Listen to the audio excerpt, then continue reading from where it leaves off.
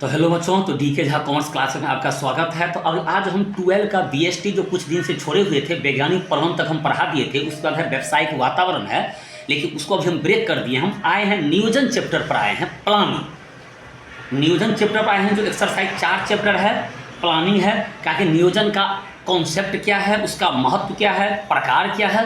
तो नियोजन का हम कॉन्सेप्ट कुछ ना कुछ दिए थे। प्लानिंग होता है कुछ करने से पहले सोचना और विचारना।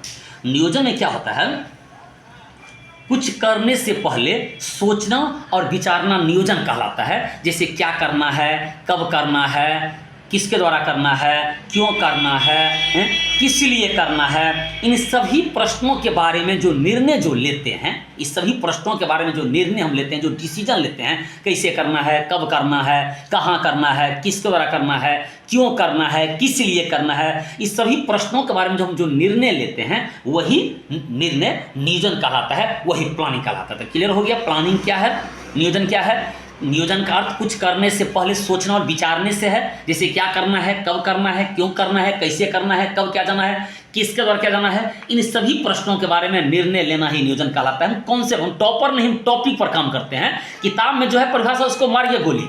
मेन जो कॉन्सेप्ट जो दे रहे हैं नियोजन का, उस कॉन्सेप्ट को समझना है। तो नियोजन ये हुआ। अब है नियोजन की जो है कि नियोजन की विशेषता है, प्रकृति है कि नियोजन की विशेषता क्या है। तो नियोजन का मतलब हुआ कि निर्धारित उद्देश्य एवं लक्ष्य होना। निर्धारित उद्देश्य एवं लक्ष्य होना नियोजन के लिए क्या है, एक उद्देश्य होना चाहिए, एक टारगेट होना चाहिए, एक लक्ष्य होना बहुत जरूरी है कि आपको क्या करना है। तो बिना टारगेट, बिना लक्ष्य का तो ये नहीं कि प्लानिंग करेंगे।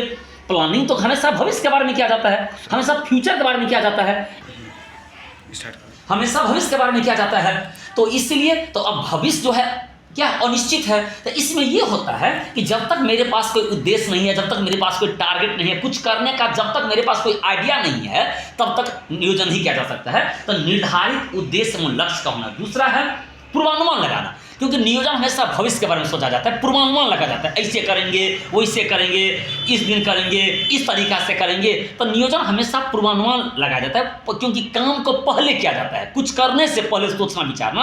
अब भविष्य क्या है, अनिश्चित है, तब पूर्वानुमान लगाते हैं। एकता, नियोजन क्या होता है, एकता रहना जरूरी है, क्योंकि नियोजन कोई अकेला है नहीं, उसमें संगठन का ही एक पार्ट है। प्रबंध के जो 5 कार्य है, उसमें नियोजन भी एक पहला कार्य है कि नियोजन, संगठन, नियुक्तिकरण, निर्देशन और नियंत्रण। तो नियोजन का रहना जरूरी है। और नियोजन तो कोई अकेला व्यक्ति करेगा नहीं, नियोजन के लिए कई लोगों का समूह होना जरूरी।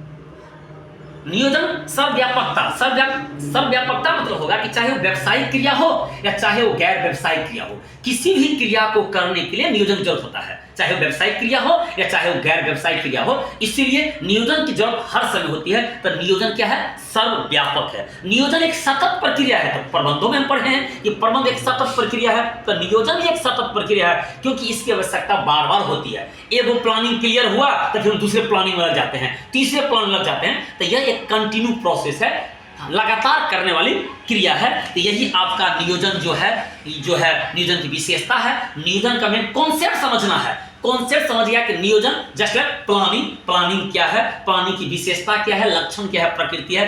अब हम बताएंगे अगला वीडियो में कि नियोजन की सीमाएं क्या है। वीडियो को ज्यादा से ज्यादा शेयर कीजिए। फिर मिलते हैं नेक्स्ट वीडियो में।